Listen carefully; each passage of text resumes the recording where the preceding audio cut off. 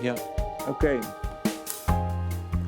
Well, with the 5 universal truths that we discussed, and that's quite challenging what I'm going to say now, but you can answer all questions of life just with the 5. They form the solid foundation of a philosophy of life, which is sustainable and should not be revised with every new scientific discovery, but it is also not rigid and dogmatic. And on the contrary, the more you think about these 5 jewels, the more you will penetrate into the secrets of nature. And by nature, we mean not only the nature that surrounds us, this the animal and the vegetable kingdom, but the entire hierarchy of life, of which we are an inseparable part. Nevertheless, there are 2 jewels of wisdom we didn't discuss yet. And they are certainly not insignificant. On the contrary, I would even venture to say that the 6th jewel is the most essential of all. Well, I'll save that 6th one for the conclusion of this lecture. And now I want to discuss first the most mystical, the deeply religious, 7th fundamental truth. And when I say religious, don't think of a religion, don't think of a church, a temple, or a mosque, don't think of rituals and prayers. If you attended our symposium a couple of weeks ago, and if you didn't, I can recommend you to watch the talks of that symposium on our YouTube channel. But if you attended our symposium, then you know that by religion we mean the process of reconnecting with the source from which we spring, returning to the one, or to Brahman, or the oversoul, give it the name you like, returning to the source from which we once flowed as an unself-conscious divine spark. How do we flow back to that source? By practicing a certain discipline, by drawing the ethical consequences from the teachings and live them, by making them part of ourselves. Briefly stated, I just said it in the answering the question, we must go from personal to superpersonal. We must learn to see that this outer world is an illusory world. And by this we don't mean that it doesn't exist, but it presents itself differently than it is. It has a beginning and consequently an end. And therefore, it is temporary, transitory, and deceptive. We must rise above this illusory world if we are to become one with the top of the hierarchy, if we want to return to it. Now, terms like returning or becoming one with the source are metaphors, because we never left the source. We are always connected with the God of our hierarchy. Yes, in our hearts, in the depths of our being, we are the God of the hierarchy. It's our self. Hence, a more accurate name for this 7th jewel is knowing the core. Or perhaps even better, knowing the self. And that is a translation of what in Sanskrit is called Atma Vidya, knowing Atman. And Atman is one of those words that is hardly translatable, but the best English translation is self.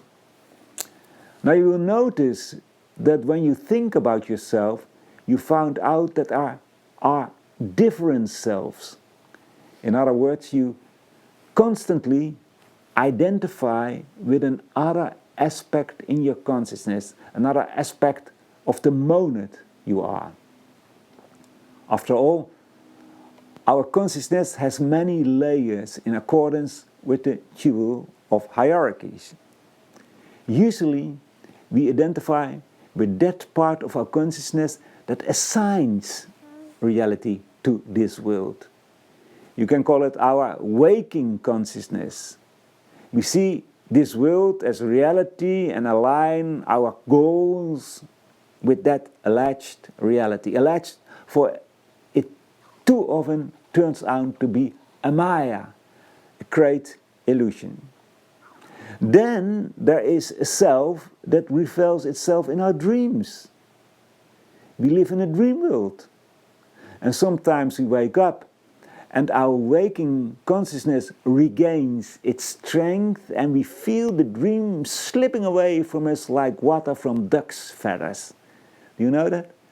You want to hold on to the dream, but it doesn't work.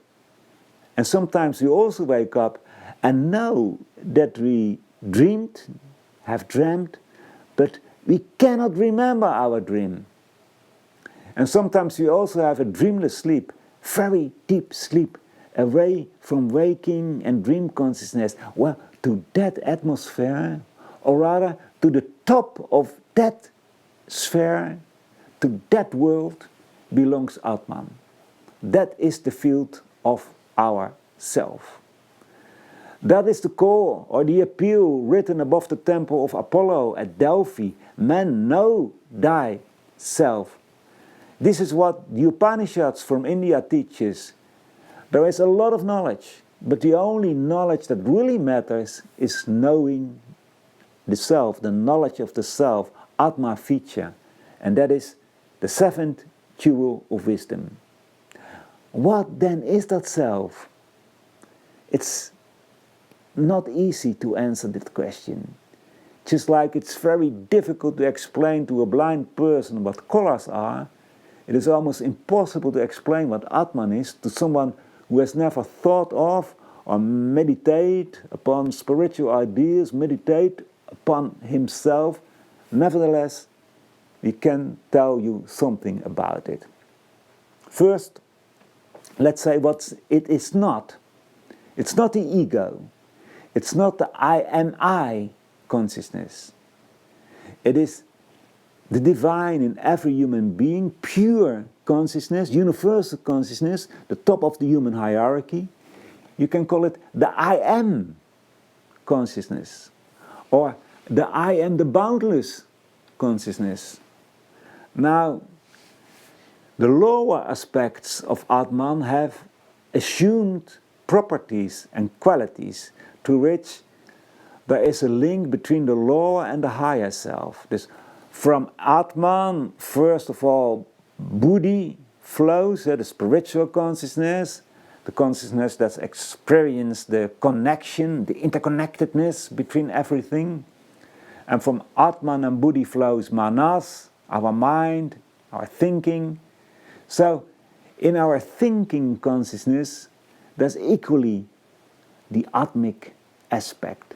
And that gives us the opportunity to experience Atman, or at least experience something of it.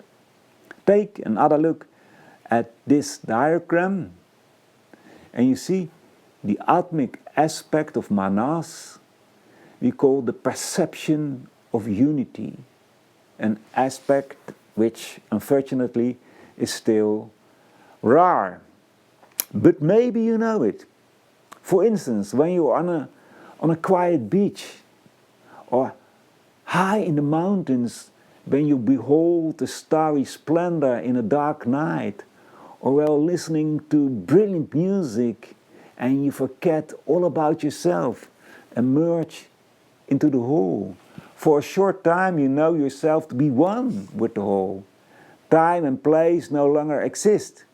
Your personal matters, your physical ailments, everything falls away and you know only a very big we. Well, that is a weak reflection of Atma Vichya, but at least it's a start. Now it is stated in the Upanishads, the holy books of India, that Atman is Brahman. So the self of man, Atman, is the same as the self of the universe. The way to the self, or rather the awareness of it, knowing the self, is the same as knowing the totality of life. And that's why we call the seventh jewel, knowing the core. What core? The core of all that is. The core of all life's expressions. The one, the oversoul. We are that core. The case, the pilgrimage is the journey to ourselves. So how do we undertake that journey? By identifying more and more with the all. So know, or try to know, that you are your neighbors. Know that you are your friends and enemies, that you are all the human beings on this planet. Try to realize it, meditate on it, imagine it. But you are not only all humans, you are everything. You are the animals, the plants, the minerals, the gods, the stars, the galaxies. You are them. You are the truth. Or, as a Sufi mystic once said, Ana al-Haq, I am the truth. I am Allah. That's rather arrogant, you might think. By no means. It's reality. You and I, we all are the truth. We are the boundless. And when we knock on the door of our deity, the door of the beloved, as the Sufi poet Rumi so brilliantly describes, and the beloved asks, who is there? And we answer, it's me. Then the door remains closed. Then we have to get wiser, knowing more of the secrets of the self. And when we come back and knock again on the door of the beloved, and the beloved asks us, who is there? And we answer, you. Then the gate will be opened and we will see the greatness and bliss of being one with our inner God, which is the same as being one with the whole hierarchy of life. And by the way, this is not an endpoint, for endpoints don't exist in boundlessness. In short, we can know the core, we can become the self, the seventh jewel. But there's another jewel, the sixth one, the jewel of which I said that is probably the most essential one, at least for us, for the Theosophical movement. That jewel is referred to as two paths. It's a jewel that is about the motive. Why do you want to walk the path? Why do you want to achieve this unification with the top of the hierarchy? As mentioned, this is a very essential issue, and the answer to that question basically defines who you are and where you stand, and whether you have really understand the essence of life, the three fundamental propositions, and the seventh jewels of wisdom. There are two possible answers to that question. The first one is, I want to withdraw from this veil of tears, the life on earth, life in manifestation. Did not the Buddha say that all manifestations, all manifested things involve grief and suffering? After all, life on earth, life in manifestation is a great illusion, a maya. It's temporary. There is no lasting happiness to be found in it. It is therefore wise no longer connect with the early sphere and merge into the one, into the essence of life. In Hinduism, this state is referred to as moksha, liberation.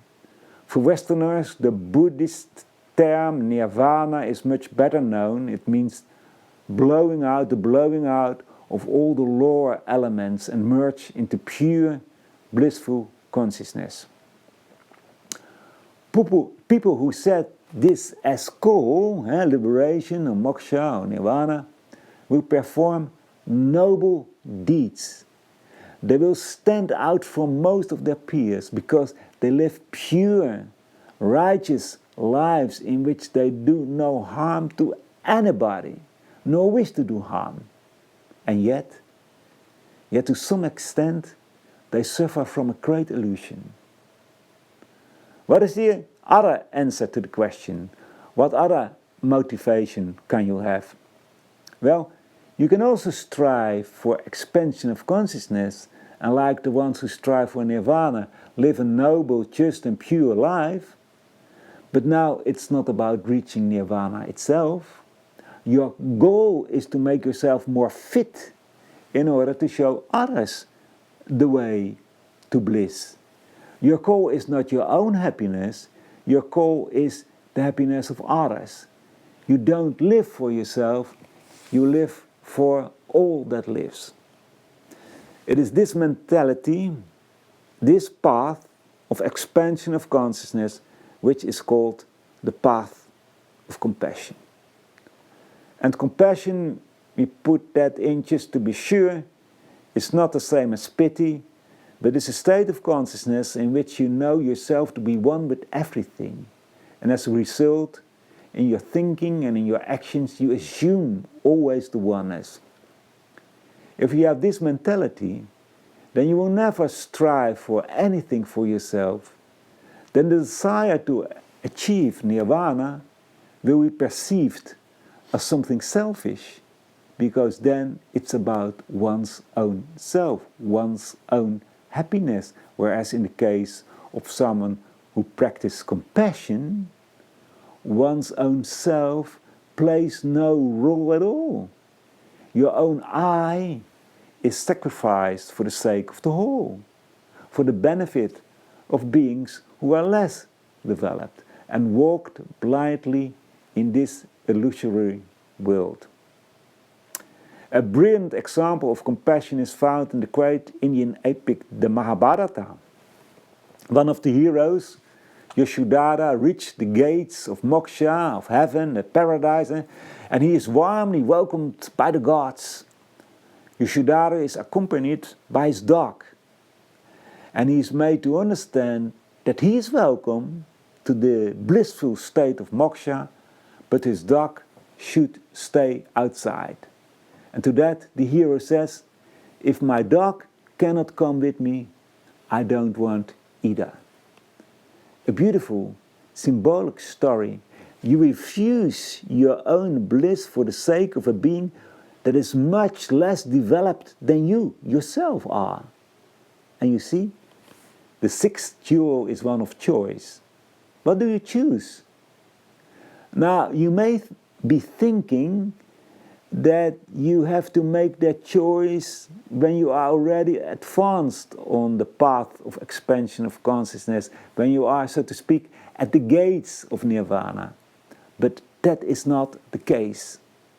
The final choice is the result of a habitual pattern that you have accumulated over many, many, many lifetimes.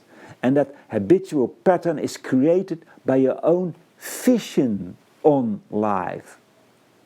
And that's why the first proposition of the secret doctrine is so important, the boundless life, meaning that there is an essential unity, a unity underlying everything that exists. Catherine Tingley, one of our teachers, once said that focusing your thoughts on the unthinkable, thinking towards the unthinkable, is a spiritualizing force, a force that lifts you above yourself.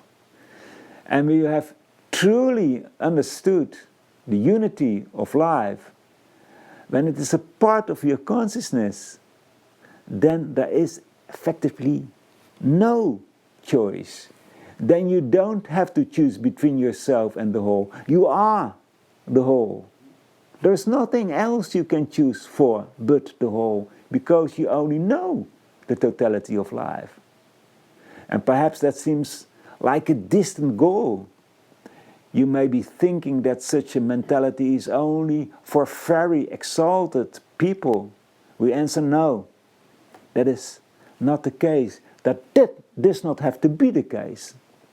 It's actually flipping a switch in yourself. It's like observing life and the world from the other shore, as the Buddhists so beautifully say. And you suddenly see everything in a completely different light. The light of universal wisdom. The light of the oneness of life. Well, dear friends, We try to paint you a picture in 2 lectures of the topics covered in our course Universal Wisdom, which will start in January next year. So on our website you can find all information about that. And of course, they are discussed much more extensively in that course, and of course it will take place in an interactive atmosphere because the students will ask their questions, give their comments, express their doubts. It is in that interactive atmosphere that collectively the image of universal wisdom is constructed. But it remains strange, but also challenging and in some way mystical, that the entire system of thought of Theosofia, of the divine wisdom, and the wisdom of the gods. And there are written many thousands of books about that universal wisdom, about divine wisdom, about Theosophy.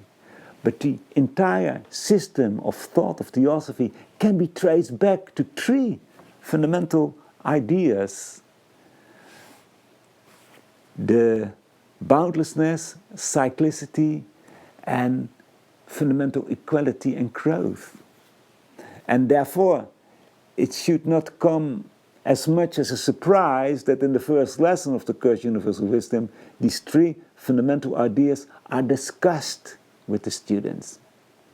And the further elaboration as they take place in the 7 jewels of wisdom may make it a little easier for us to understand. And finally, in the final lesson of our course, we consider at length at what we call unfilled thinking, and you can test the discussed lessons in practice. We think that the world yearns for a philosophy of life like this. It gives us peace of mind, but above all, it enables us to contribute to a more harmonious world. We have seen in the last week the tremendous atrocities one human being can inflict on another. We have seen how hatred can turn people into monsters, and we have seen how one person's hatred triggers another person's hatred. I can assure you that if the 7 jewels of wisdom were known only to a relatively small group of people, and if those people actually put these ideas into practice in their lives, much of the suffering in the world would disappear, and hatred, selfishness, and self-interest would give way to love, humanity, and altruism. There's now another short break of 3 minutes. Ask your questions and I will try to answer them after the break. Welcome back. The questions, Bauke? Yeah, we have one question about the reincarnation. Is the remembrance of past incarnations, if possible, useful to one's current incarnation and conducive to its path? Well, it depends on what you call remembering. If you literally remember that in your last life you were a carpenter or a professor or whatever, and that you had a wife or a husband, etc., etc. Well, that doesn't serve for nothing, I think, because it will make your life more complex. If you only know how many people today have complexes because of their youth, because of their father or their mother or their brother or their husband who treated them badly, so it would be much worse if you have all those complexes from a past life also. You simply could not deal with it, or the most people couldn't deal with it. So, nature is always compassionate. That's why we cannot remember concretely what we were and where we were in a past life. That's to say, most of us cannot remember it. If you live completely in your higher self, in the reincarnating ego, you may have the possibility to remember it. There was a question asked of one of the masters of wisdom and compassion, if they could remember the past life, and the answer was, some of us can, but we don't like to use that possibility. Why you want to look back? Don't look back.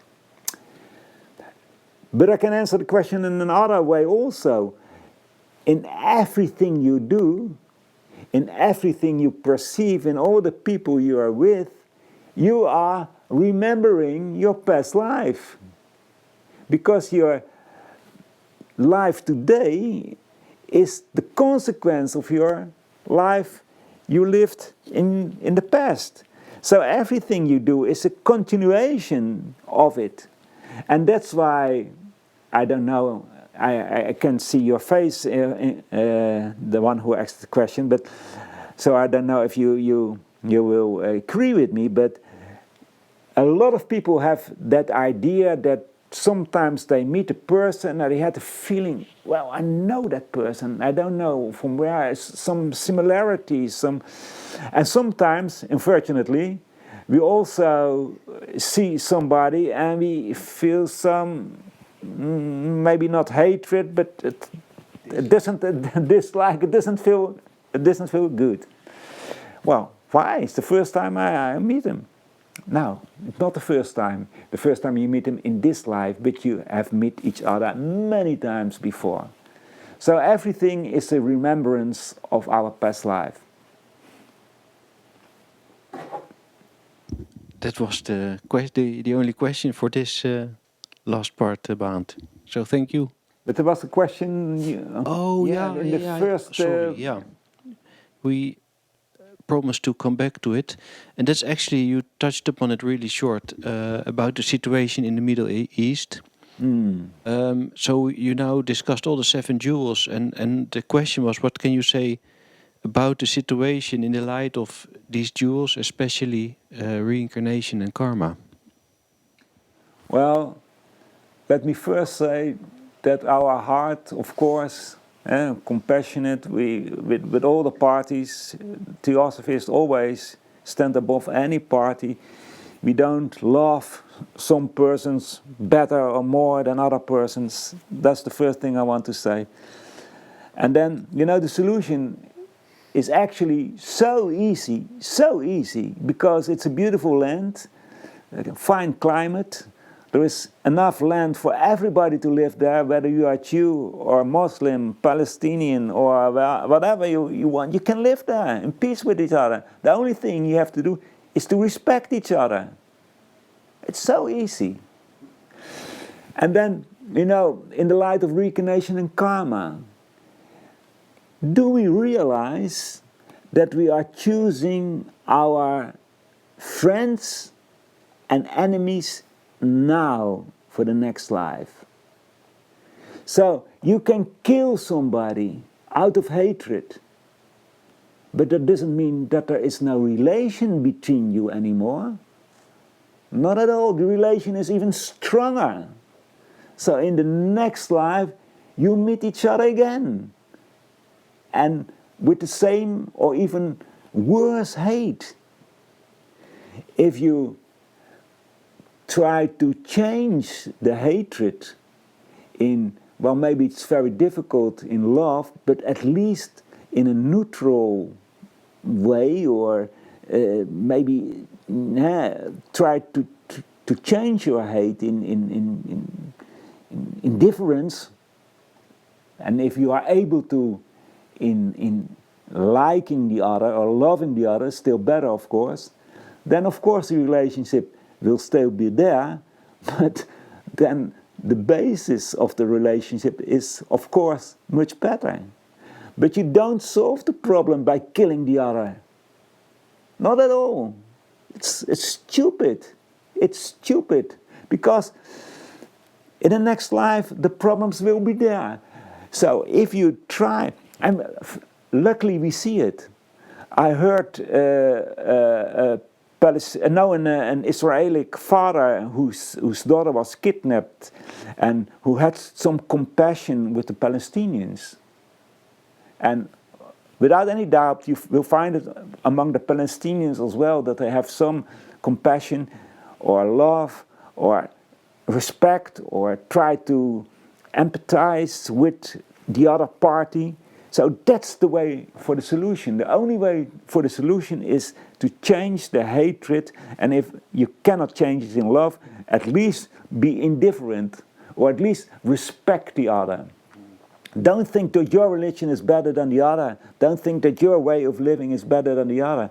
Give the room to the other, respect each other. That's the only way. And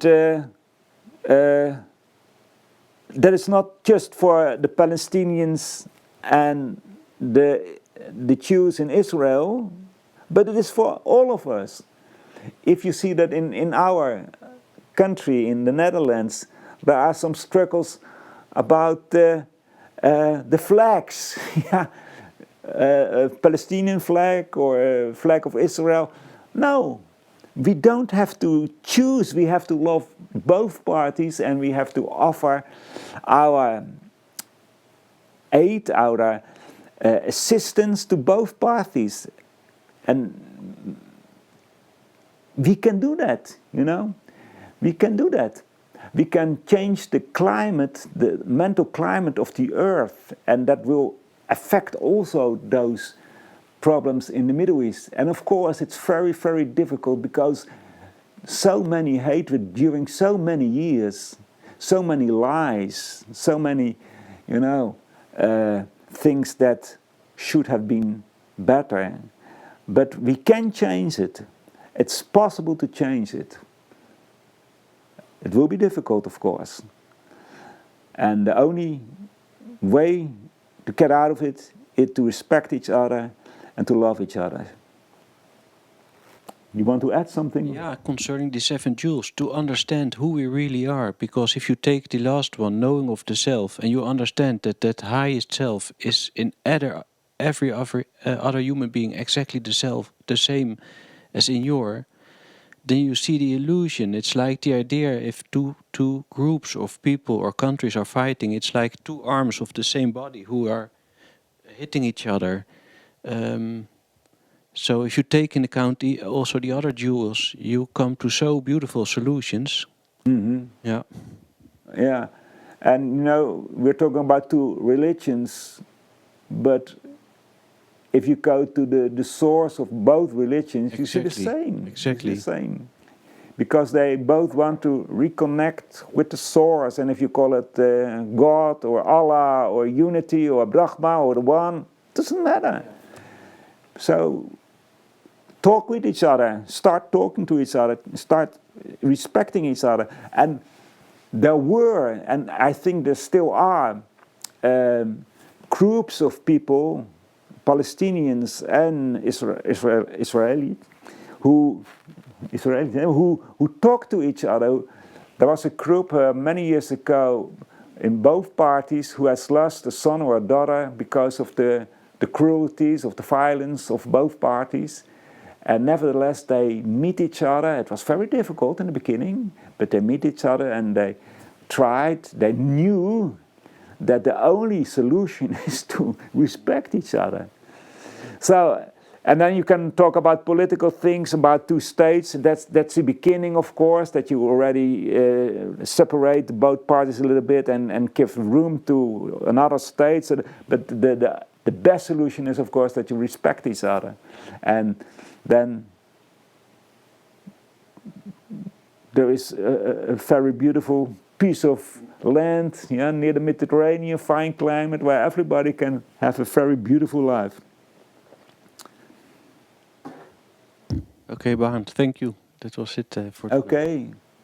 Well, if you want to discuss the topics we addressed today, you are very welcome, because there is an opportunity to discuss the ideas next week. You have to go to our website, Well, last week it was very fascinating and very inspiring, at least I thought it was, how everyone during that study brings in their own ideas, their own emphasis to certain ideas, and you can ask your questions, you can, express your doubts. In short, the study will undoubtedly be fascinating and inspiring again, like last week.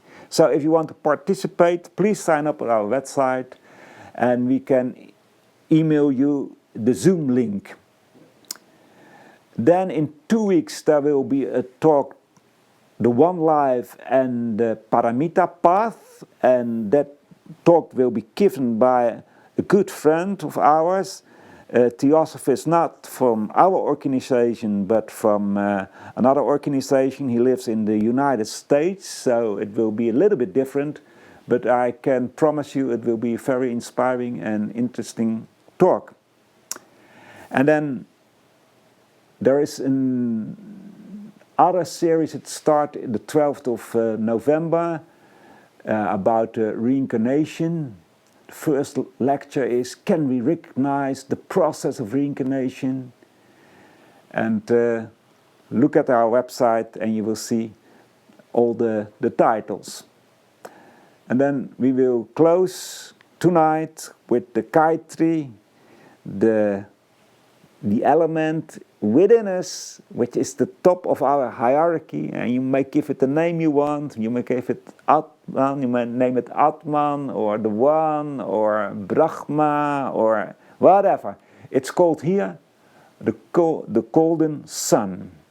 So, O thou, golden sun of most excellent splendor, illumine our hearts and fill our minds, so that we, recognizing our oneness with the divinity which is the heart of the universe, may see the pathway before our feet and tread it to those distant goals of perfection, stimulated by thine own radiant light.